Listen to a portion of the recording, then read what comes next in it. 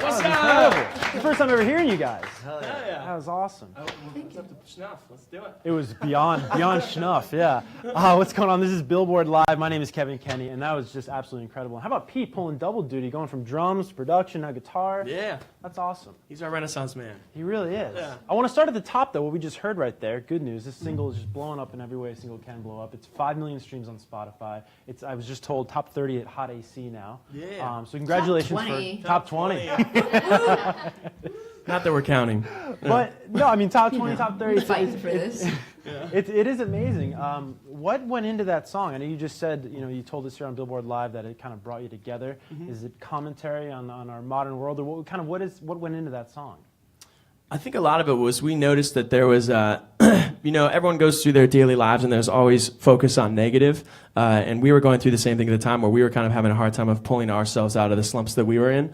And this song was kind of a yin to the yang of that, of we just wanted to put something out there that was a statement of we're looking for something good to hold on to. We need something good to hold on to. And that was kind of the experience that I think we were writing from. Yeah, I mean, I think any song that you write about anything at this point is commentary on modern world and life and times, and I think there's generally feelings and thoughts that kind of cut through no matter what your life is or where you are or who you are or how old you are. Mm-hmm. Sometimes it's really difficult to see the good when, we were talking about how it's not the news, it's the bad news. Like, if it bleeds, it leads. Like, it seems like everything was just so, hyper aggressively dark because that's what scares people into paying attention. Mm-hmm. And life doesn't have to be that. If you look for the good, you'll find the good. And I think that once you start looking for the good, you attract it. So it's kind of like a self-fulfilling prophecy on either side. If you want the dark, you can find the dark. If you want the light, you can find the light. It's just, sometimes it's harder, and sometimes it's more of a fight. Mm-hmm. But with our music, we kind of just want to bring positivity and goodness as opposed to just nonsense. Absolutely. And is that just for that song, or is that message specifically just very important to, the EP dropped March 3rd, a bunch of tracks on that. Is it important for every song to sort of be hope. that? Yeah, hope, okay. There's just an underlying hope through it all, that there's none of the woe is me and it's the end of the world. Yes, when you get your heart broken, it is brutal and it hurts and you kind of never want to do it again, but that's also the good, You can't hurt if you can't love, Yeah. Yeah, and I feel like when we were coming together and making our music, we were often each other's kind of therapists. When we would sit in sessions, we would talk about everything that we had going on in our lives, and we talk each other through it, and then that was the music we created because of it. It's because of it was a derivative of us talking about getting through all these mundane and depressing things in life that can happen.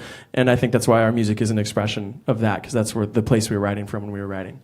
So you guys seem like just like the best group of friends ever. How did you first meet? How did this all come about and start? Joke, don't say it. I was going to joke. No, but go for it. Pete and I got set up on a play date. Okay. His publisher and my manager. Right on. Because that's basically what it is in the music world. They'll be like, you guys should meet, and then you're thrown into this room and you get incredibly personal really quickly, and you write these personal songs and you're like, cool, so that was nice to meet you. I just told you my entire life story, and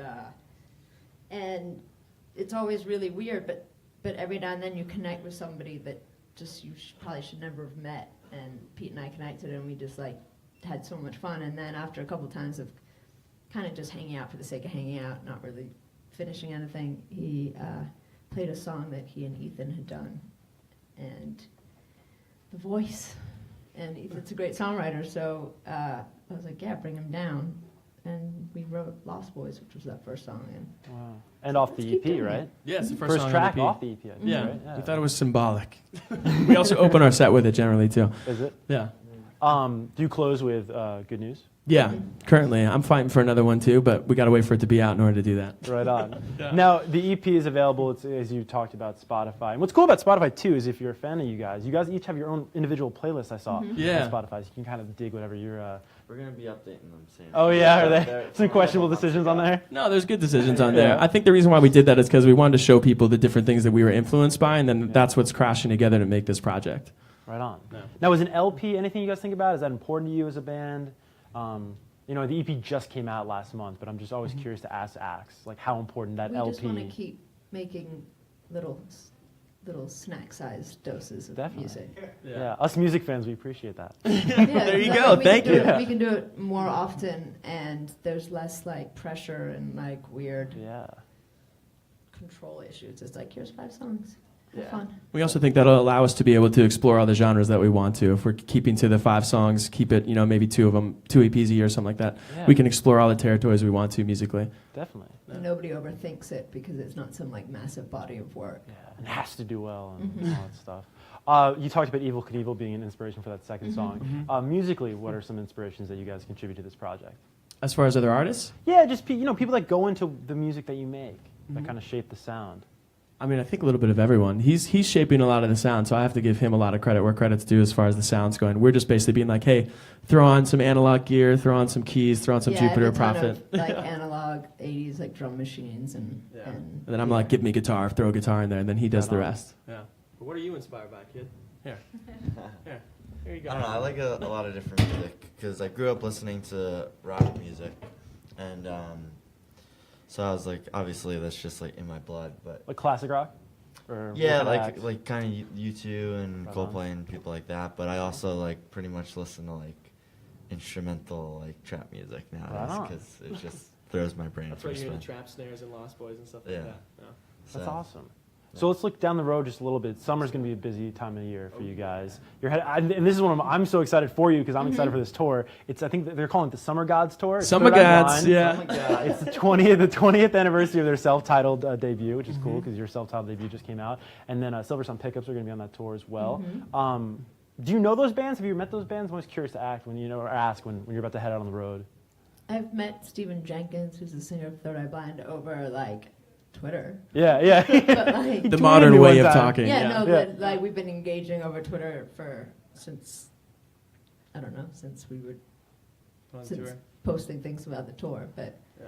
otherwise no. But Right on. definitely a fan, very familiar with that first Third Eye Blind album. Absolutely. Yeah, we've never met him in person, but we're big fans of both bands and all the work that they've put out. And the fact that we're touring with Third Eye Blind on their 20th year celebration is incredible. It's incredible. Now, how many? I mean, what are you most looking forward to about that whole experience? Because it's a huge tour. All of it, Yeah. getting to play every night and just like have a good time.